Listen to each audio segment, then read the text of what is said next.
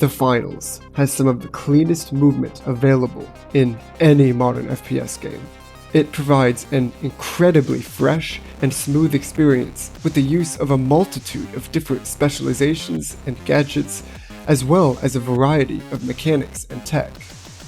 The Finals truly offers an experience like no other, and its movement is at the forefront of it all.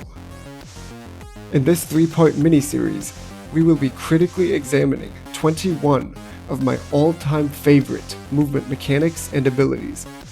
This will not include movement strats, like a lot of other movement videos do.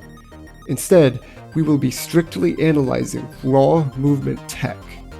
I have chosen to mostly avoid egregious exploits that utilize unintentional aspects of the game's code, but I based this predominantly on the likelihood of Embark removing or fixing the tech in the future, as well as on how long the tech has been in the game thus far, and how game-breaking the tech is. We'll start with the simpler and easier mechanics, and then end with the harder and lesser-known ones. I attempted to rank these not only according to difficulty, but also by applicability. There's a high chance that you haven't heard of some of these, so stick around to the end and enjoy learning about some of the hidden movement mechanics of the Finals. Your gameplay will not be the same after this.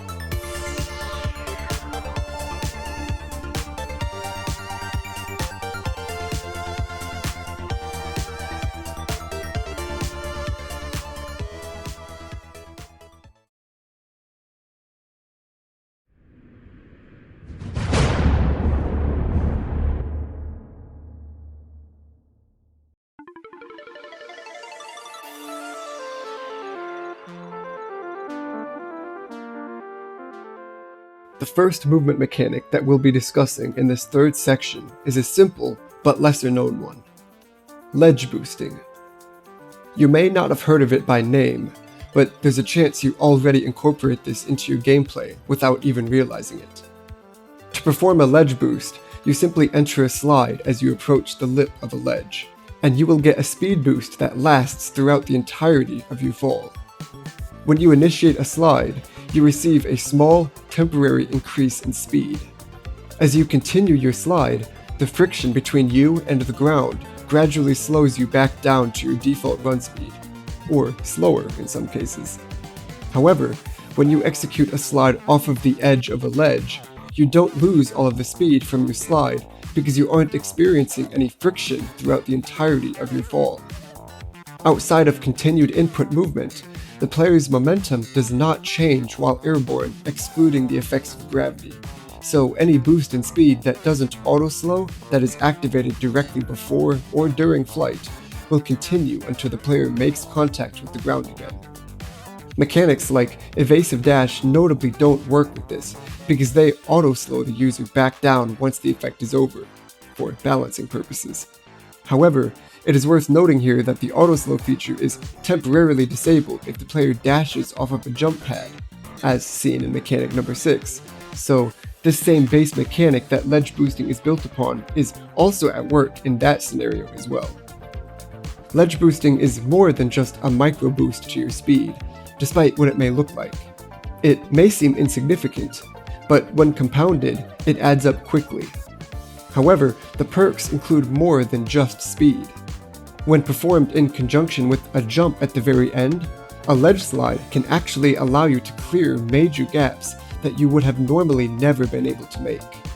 This provides mediums and heavies with routes that otherwise would have been exclusive to dash lights. A subtech of ledge sliding has actually started to make an appearance with the Goo gun, being referred to as a Goo slide. This is performed by first shooting a Goo kernel on the ground, jumping, and then clipping the edge of the Goo and ledge sliding off of it. Congrats, you now have a repeatable form of ledge boosting. Levita also has a more difficult variant of Goo sliding called a Goo blink, which I will have linked in the description if you are interested. From a practical standpoint, there is almost never a reason to not be ledge boosting at every chance you get, especially given how easy it is, so incorporating this into your gameplay is a must.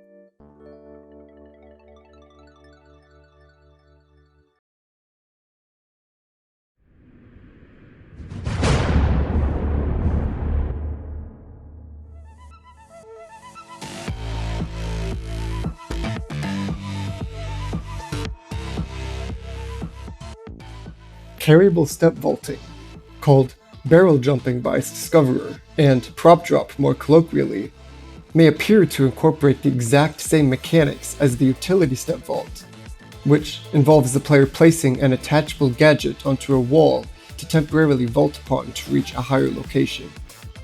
However, this is not exactly the case. In reality, players are not able to jump off of falling objects. So, how is it then that players are able to gain additional height from landing on a falling carriable? Well, as it turns out, once the player makes contact with the floor, in this case the falling object, the player's vault height limit is reset. This means that when a player makes contact with the dropped arena carriable, they are effectively able to extend their vault range further. Now, this is not a significant increase in range, but it is enough to reach areas that you are normally not able to vault to. A carriable step vault is accomplished by grabbing any carriable object, including props, canisters, the healing emitter, and more, holding it up into the air at around 35 degrees, dropping it, and then immediately jumping up onto it as it's falling. If timed correctly, this can boost you up to many surfaces that you otherwise could not reach. And in this case, the carriable object can be retrieved, either to be performed a second time or to be used in a more dev-intended way. This means that this method is much cheaper than a utility step vault. It is easiest to pull off with an object that can be held at an angle, offering various heights to land on. This allows for more wiggle room, making the timing of it much more forgiving. This trick can be somewhat difficult to pull off initially, as you need to drop the item at almost the same time as you initiate your jump. You'll get the hang of it given a bit of practice though. Overall, this movement is not the flashiest or the most game-breaking tech, but it is a very good capability to add to your arsenal when given the right opportunity. It certainly is a stylish technique to pull off in front of your teammates.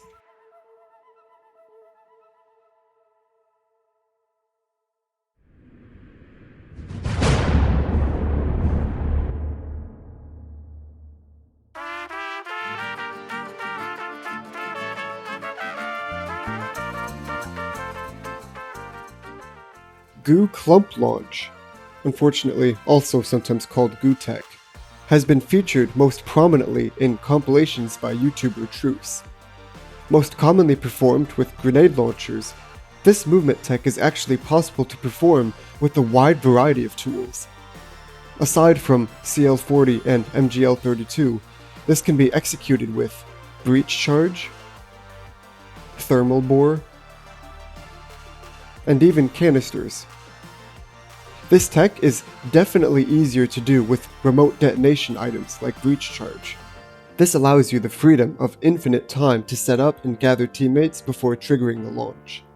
However, the cheapest way to incorporate this movement tech is with CL40 or MGL. Keep in mind that MGL is much easier to pull this off with, as the bounce requirement for the grenade makes the timing more forgiving. On another note, canisters like glitch and gas barrels also work extremely well and are very convenient if you are not maining a grenade launcher. This launch mechanic may take a moment to get used to, but its versatility can be very valuable, especially when you develop the skill set to give your launch lateral momentum. If you use grenade launchers or are remotely interested in this tech, I would encourage you to mess with it a little bit, as it can offer you some incredibly flashy plays with very little risk.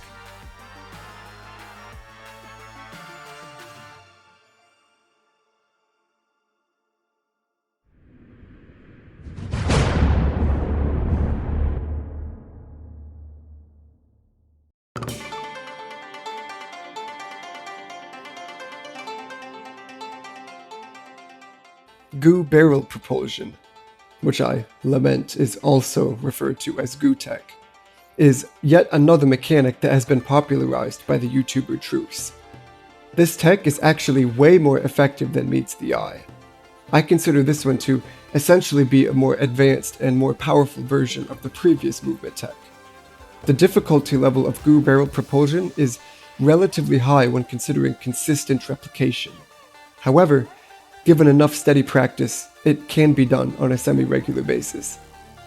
Goo Barrel Propulsion is performed by holding a goo barrel, running towards a carryable object in the game, including canisters, pots, the cash box, even broken debris, and throwing the goo barrel. The positioning and timing is pretty tight, and it definitely requires some practice and experimentation to get a feel for it. For me and Lucid, what works best is jumping while still decently far away from the object, throwing the goo barrel while at the peak of our jump, and then spamming the vault button to give us the best possible chance of staying on top of the goo wall being produced. This notably does not work with goo grenades, since grenades bounce off of arena carryables rather than attaching to them. Nevertheless, this tech is definitely one of the more difficult ones in this mini-series. This may have been easier to pull off in the past before changes to goo mechanics were implemented, but this does not mean that this tech is dying. It is merely more specialized. Given enough effort, this movement tech could provide you with some of the flashiest plays and opportunities that this game could ever offer.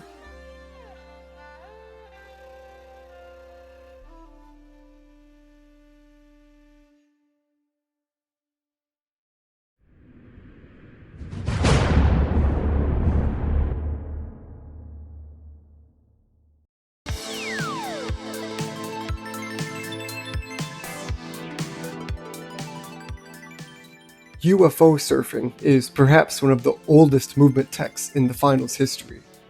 This mechanic requires the alien invasion event to be active, as this temporary event supplies the UFOs that we will be using. We have a variety of techniques and strategies to get up onto the UFOs, which include grappling hook, zipline, jump pad, tripad slam boost. Basically, any form of gaining large amounts of vertical height will work. This is easiest to pull off if you are near the top of large infrastructure, and this may be simpler on some maps with more topographical diversity. In any event, once on top of a UFO, you are able to cover incredible distances with literally no effort. It also makes you very difficult to approach. Ziplining from one UFO to another is also relatively easy, since once a zipline is placed, its maximum distance can be stretched substantially, allowing for some truly extensive cables. Once this is set up, distance can more efficiently be traversed with your teammates. Taken a step further, other objects in the game can even be transported on top of UFOs. This goes for cash-out stations too. This is beyond dirty, as there's a good chance that nobody else will be able to get up to the UFOs before the station is complete or the event ends altogether. But, to balance this technique is unbelievably rare and difficult to pull off, so this is less of a plan to go off of and more of an opportunity to be aware of.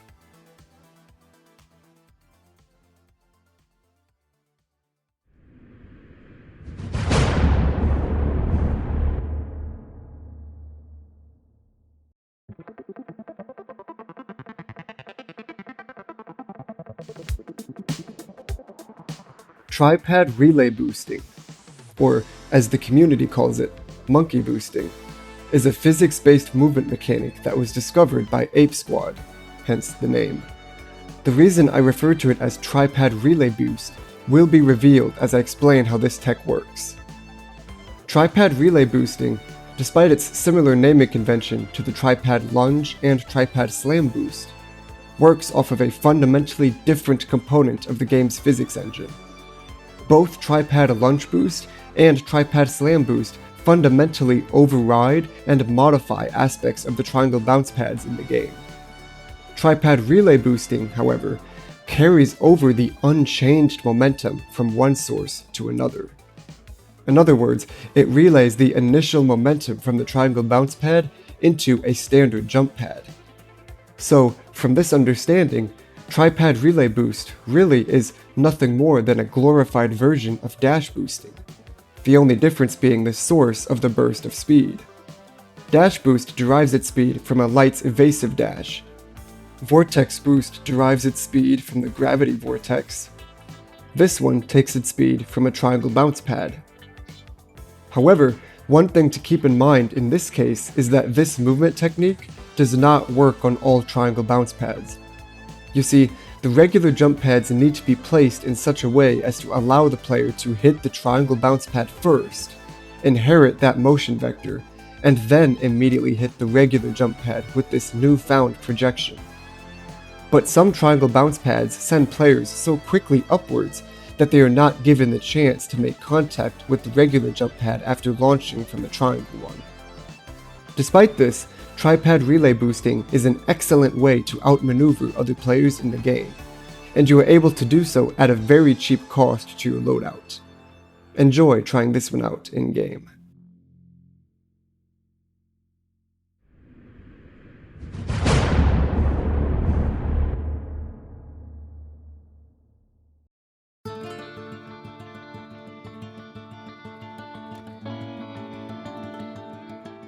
And finally, we arrive at the ultimate movement mechanic currently in the game: Contact-Mediated Carrier Drive. This interaction is probably the most mechanically extreme movement still active in the finals.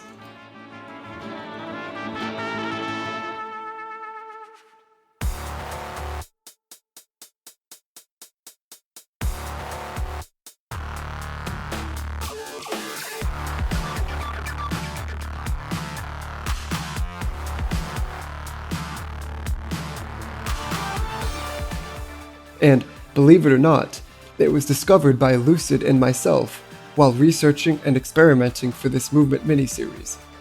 We actually stumbled into it while rehearsing lockbolt manipulation. Contact-Mediated Carrier Drive is a dual-phase tech built upon one physics engine exploit. Let's start with the first phase.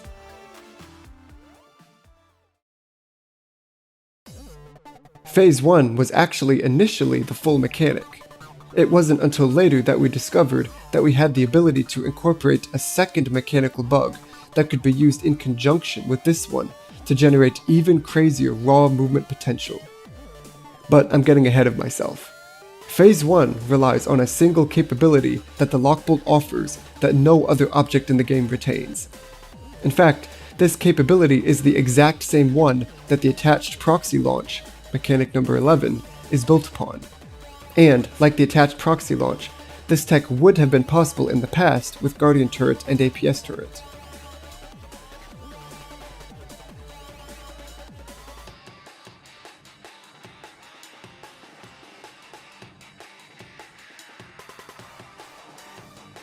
Contact-Mediated Carrier Drive requires 2 players to perform. One player must hold a large object, like a cash box or a healing emitter. The other player must then shoot a lockbolt onto the held object, landing on the surface directly facing the carrier, aiming for the lower left. If performed correctly, the lockbolt anchor should push back into the carrier's hitbox, causing the carrier to be pushed backwards, similarly to how a player would be pushed back out of a wall if they glitch into it a little bit. However, in this case, because the player is continuing to hold the object that the lockbolt anchor is attached to, the player's hitbox will never actually successfully be pushed out of the lockbolt, generating a continuous thrust backwards. This is not limited to ground level traversal either. If the player looks directly down and jumps, they can hover into the air. This allows for complete 360-degree directional flying. Carrier drive is basically a slower version of this movement mechanic, except that this one is slower, yields more user control, and offers cleaner visibility. This capability on its own is incredibly powerful. Cross-map traversal, especially for vertically demanding maps, becomes trivial. However, this movement tech would not be the one closing this 21 movement guide of the finals if this was all it could do. No, the true colors of contact-mediated carrier drive are shown through Phase 2. The logic of Phase 2 starts to come into focus when recalling the components of utility step vaulting, mentioned in mechanic number 16.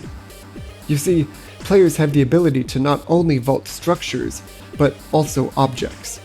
This includes gadgets like the lockbolt. You can probably see where this is going. By fulfilling the requirements of Phase 1 and then attempting to vault up onto the lockbolt, the game tries to place you on top of the item you are carrying.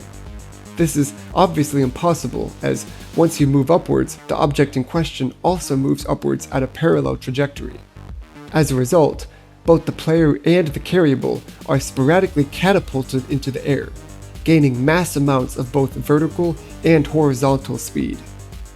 A major step towards the viability of this movement tech is the fact that it supports full directional and redirectional control. By facing the area you want to move towards and then vaulting, you are propelled higher and further in that direction.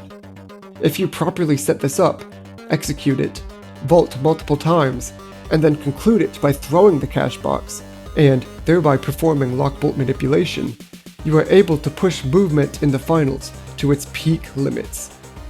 You would be very hard-pressed to find any movement tech, past or present, that could rival contact-mediated carrier drive in sheer versatility and raw capacity.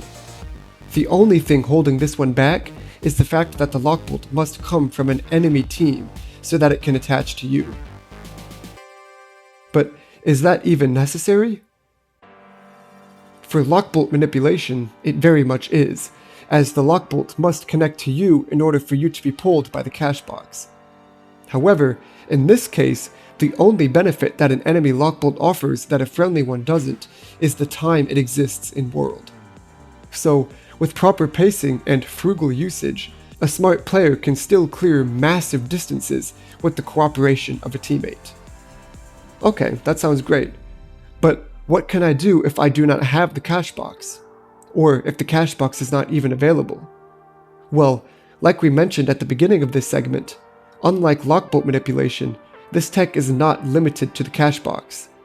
Any carryable object large enough to push the lockbolt into the player's hitbox will do the job. None of the canisters seem to work, but a couple map props do.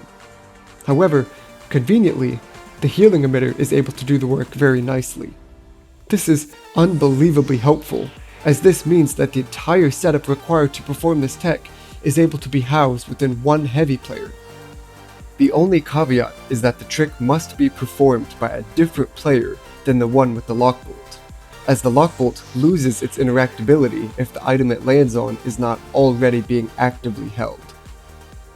However, there is still one more piece to the puzzle that, I think, elevates this movement tech above any other one in the game. And that is the fact that the carrier drive equips players with the ability to walk through walls. Any vertical wall, any ceiling, any downward slanting object can be phased through with step 1 of this movement tech. This is most consistent by aiming the lockbolt at the bottom left of the cache box or dead center of the healing emitter, and then looking straight down and then walking in the direction of the lockbolt anchor. The more the player's hitbox interacts with the lockbolt anchor, the more the player is propelled back. This built-in reaction is essentially able to overpower other physical interactions in the game. And this is not just limited to walls within the map itself. This movement mechanic actually gives players the option to leave the map entirely.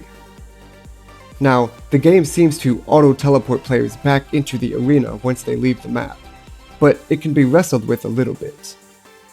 Nevertheless, this feature of carrier drive is beyond impressive.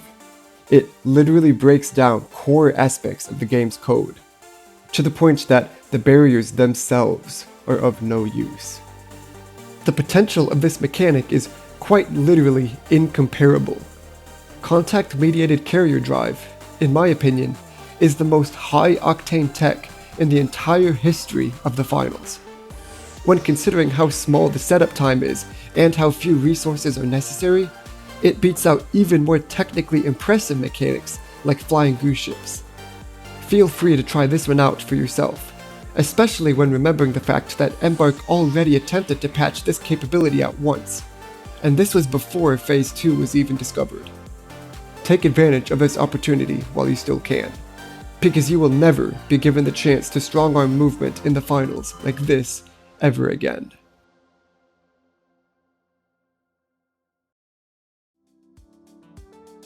As stated previously, before we conclude each of these videos, I have been sharing one bonus tech related to movement that is too subtle and specific for its own segment. For the final part, however, we will be shedding some light on two micro-movement techs: portal phasing and glass drop-through.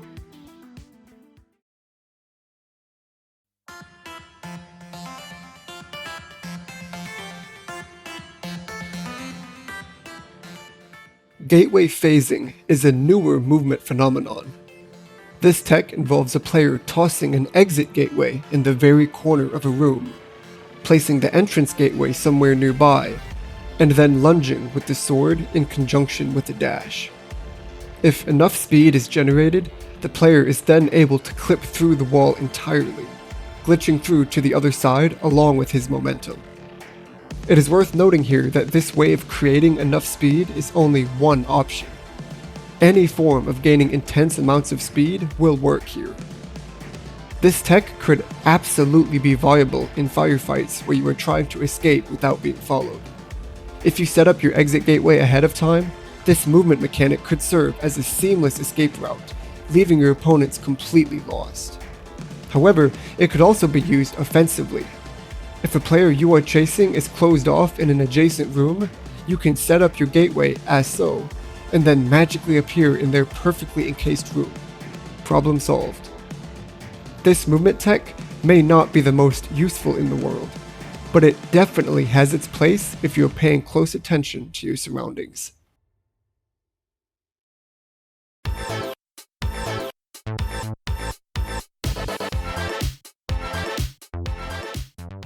Glass drop-through is an extremely subtle movement technique that can allow for faster and cleaner traversal through windowed buildings in the finals. Especially as a melee main, this strategy has been exceedingly useful. Since I do not have any ranged artillery, at least not any cheap enough to consider using for this purpose, having the option to drop catch a prop into glass cleans up the process considerably. However, even for non-melees, this can still be very useful. If you happen to be carrying a barrel of any kind with you, having to drop it, quick melee, and then re-pick it up is obviously very tedious. Throwing your barrel to break the glass is also very wasteful, as it gets used up on something so trivial. But by dropping it and then immediately catching it again, it has the ability to break the glass while not taking any damage, preserving its potential to be used elsewhere as normal afterwards. Arguably most importantly, this can be used with the cash box, given the time sensitivity. Despite the fact that the cash box has the unique property of permitting the player to quick melee while still holding the box, it is also worth considering the physical time it takes to execute the quick melee. Especially in some of these newer maps with very clean glass walls, opting to take the time to casually throw out multiple quick melees, or alternatively, risk smooching the wall for an unprecedented amount of time, can be cumbersome at best. On the other hand, dropping a held object only requires one frame to carry out.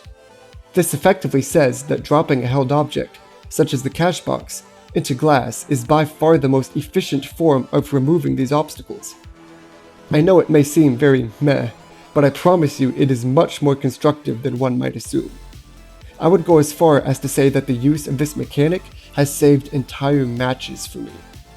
The milliseconds that can be saved cannot go understated, especially in high-intensity moments while in areas with glass you can hardly tell is even there.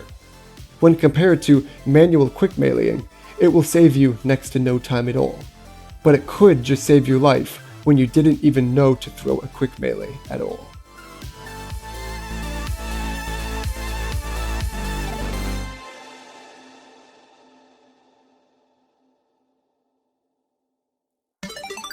This concludes the final part of this mini-series covering movement in the finals.